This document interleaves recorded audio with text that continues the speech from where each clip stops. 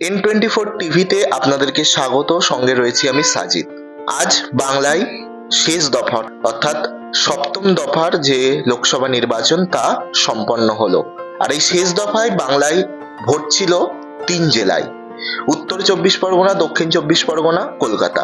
এই 3 জেলার মোট 9টি আসনে কিন্তু ভোট গ্রহণ হয় এই সপ্তম দফায়। দমদম, বারাসাত, বসিরহাট, ডায়মন্ড হারবার, জয়নগর, মথুরাপুর, যাদবপুর, কলকাতা উত্তর ও কলকাতা দক্ষিণ, এই 9টি আসনে কিন্তু ভোট গ্রহণ সম্পন্ন হলো আজ অর্থাৎ শেষ দফায়। এই 9টি আসনের কোথায় কেমন ফলাফল হতে চলেছে, এই 9টির মধ্যে বিজেপি, তৃণমূল কিংবা বাম কংগ্রেস এরা কে কতগুলি সিট পেতে পারে তা নিয়ে আজকের এই প্রতিবেদন। এটি একেবারেই সম্ভাব্য একটি ফলাফল। আসল ফলাফল আমরা দেখতে পাবো, জনগণের রায় আমরা দেখতে পাবো আগামী 4 জুন। প্রথমেই যে আসন, যে কেন্দ্রের দিকে নজর রাখবো, কলকাতা উত্তর। কলকাতা উত্তরে কিন্তু তৃণমূল কংগ্রেসের পক্ষ থেকে প্রার্থী করা হয়েছে সুদীপ বন্দ্যোপাধ্যায়কে। বিজেপির পক্ষ থেকে প্রার্থী হয়েছে সদ্য তৃণমূল ত্যাগী তাপস রায়। সদ্য তৃণমূল ত্যাগী তাপস রায়কে কিন্তু বিজেপি প্রার্থী করেছে। আর কংগ্রেসের পক্ষ থেকে প্রার্থী রয়েছে প্রদীপ ভট্টাচার্য। এই কলকাতা উত্তর আসনটি কিন্তু এবার হাড্ডাহাড্ডি লড়াই হবে, কারণ তাপস রায় এবং সুদীপ বন্দ্যোপাধ্যায় যেহেতু প্রার্থী, তো এখানে হাড্ডাহাড্ডি একটা লড়াই আমরা দেখতে পাবো। আগের 2019 লোকসভা নির্বাচন, সেখানে কিন্তু এই উত্তর কলকাতায় 1,27,095 ভোটে জয়লাভ করেছিল তৃণমূল কংগ্রেস। আর এবার এই আসনটি কিন্তু হাড্ডাহাড্ডি লড়াই হবে। তবে এই আসনে কিছুটা হলেও কিন্তু এগিয়ে থাকতে পারে তৃণমূল কংগ্রেস, তবে একটু ভোট সুইং হলেই কিন্তু বিজেপি অ্যাডভান্টেজ নিতে পারে এই আসনটি। এরপরে যে আসন সেটি হচ্ছে কলকাতা দক্ষিণ। কলকাতা দক্ষিণে প্রার্থী হয়েছে তৃণমূলের পক্ষ থেকে মালা রায়, বিজেপির প্রার্থী দেবশ্রী চৌধুরী, আর সিপিআইএম এর পক্ষ থেকে প্রার্থী করা হয়েছে সায়রা শাহ হালিমকে। এখানে লড়াইটা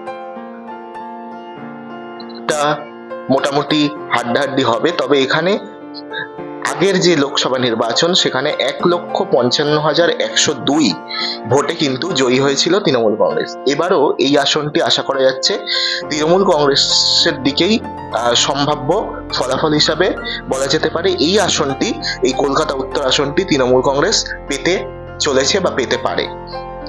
এরপরের যে আসন সেটি হচ্ছে যাদবপুর লোকসভা কেন্দ্র। এই যাদবপুর লোকসভা কেন্দ্রে প্রার্থী করা হয়েছে তৃণমূল কংগ্রেসের পক্ষ থেকে সায়নী ঘোষ, আর বিজেপির পক্ষ থেকে অনির্বাণ গাঙ্গুলি, আর সিপিআইএম এর পক্ষ থেকে প্রার্থী করা হয়েছে সৃজন ভট্টাচার্যকে।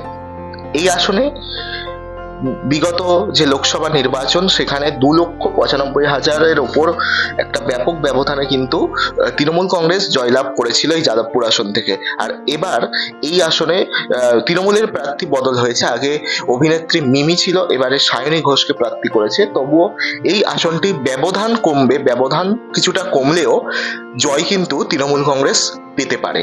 এরপর যে আসন সেটি হচ্ছে একেবারে উত্তর 24 পরগনার বারাসাত লোকসভা কেন্দ্র। বারাসাত লোকসভা কেন্দ্রে প্রার্থী করা হয়েছে তৃণমূলের পক্ষ থেকে ডক্টর কাকলি ঘোষ দস্তিদারকে, বিজেপির পক্ষ থেকে স্বপন মজুমদার এবং সঞ্জীব চ্যাটার্জি, যিনি বাম প্রার্থী।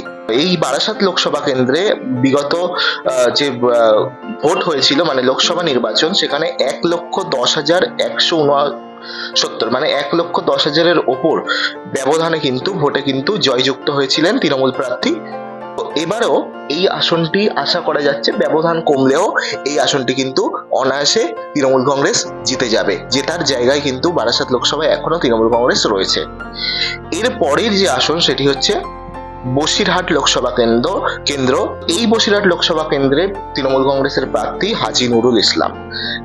বিজেপির প্রার্থী করা হয়েছে কিন্তু সন্দেশখালীর প্রতিবাদী মুখ রেখা পাত্রকে, এবং বামফ্রন্ট প্রার্থী করেছে নিরাপদ সর্দারকে।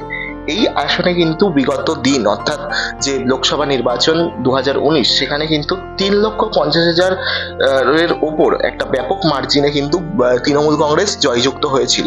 আর এবারও কিন্তু বসিরহাট লোকসভা কেন্দ্রে তৃণমূল কংগ্রেস ব্যবধান কমলেও বেশ ভালো ভোটে কিন্তু জিততে চলেছে। এরপরে যে লোকসভা কেন্দ্র সেটি হচ্ছে দমদম। দমদম লোকসভা কেন্দ্রে বিগত দিনে কিন্তু তৃণমূল কংগ্রেস জয়যুক্ত হয়েছিল 53,000-এরও বেশি ভোটে। এবার প্রার্থী করেছে সেই একই বিগত 3বারের সাংসদ সৌগত রায়কেই প্রার্থী করেছে তৃণমূল। আর সৌগত রায়ের বিরুদ্ধে প্রার্থী হয়েছে দুজন খুবই চেনা মুখ। যে বিজেপির পক্ষ থেকে প্রার্থী করা হয়েছে শিলভদ্র দত্ত এবং সিপিআইএম এর পক্ষ থেকে প্রার্থী করা হয়েছে সুজন চক্রবর্তীকে।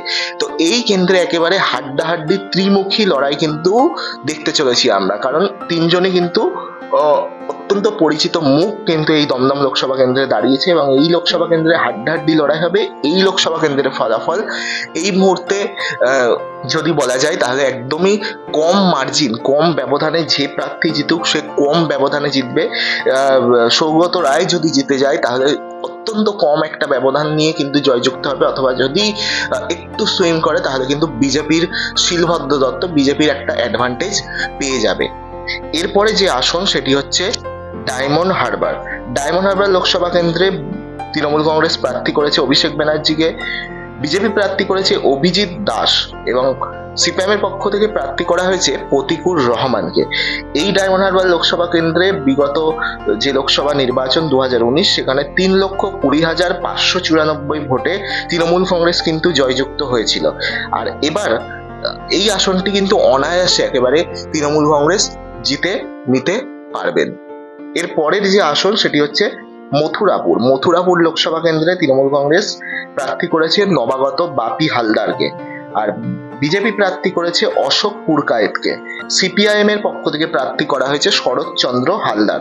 এই আসনটিতে জয়লাভ করেছিল 2019-এ তৃণমূল কংগ্রেস। 2,03,000-এরও বেশি ভোটে কিন্তু তৃণমূল কংগ্রেস জয়যুক্ত হয়েছিল। আর এবারও কিন্তু এই আসনটি ব্যবধান কমলেও তৃণমূল কংগ্রেসের দিকেই থাকতে চলেছে। এই সপ্তম দফার শেষ যে আসন সেটি হচ্ছে জয়নগর লোকসভা কেন্দ্রে কিন্তু একটা ভালো ভোট, ভালো মার্জিনে 2019-এ তৃণমূল কংগ্রেস জয়লাভ করেছিল 3,16,000-এরও বেশি ভোটে। আর এবারও প্রার্থী করেছে তৃণমূল কংগ্রেস প্রতিমা মণ্ডলকে, বিজেপির প্রার্থী অশোক কান্ডারি আর আরএসপির পক্ষ থেকে প্রার্থী হয়েছে সমরেন্দ্রনাথ মণ্ডল। এই জয়নগর লোকসভা কেন্দ্রতেও কিন্তু তৃণমূল কংগ্রেস এখনো জয়ের যে দিকে, জয়ের ধারাই কিন্তু রয়েছে। তৃণমূল কংগ্রেস কিন্তু মার্জিন কমলেও জিতে নিতে পারে এই জয়নগর আসনটি।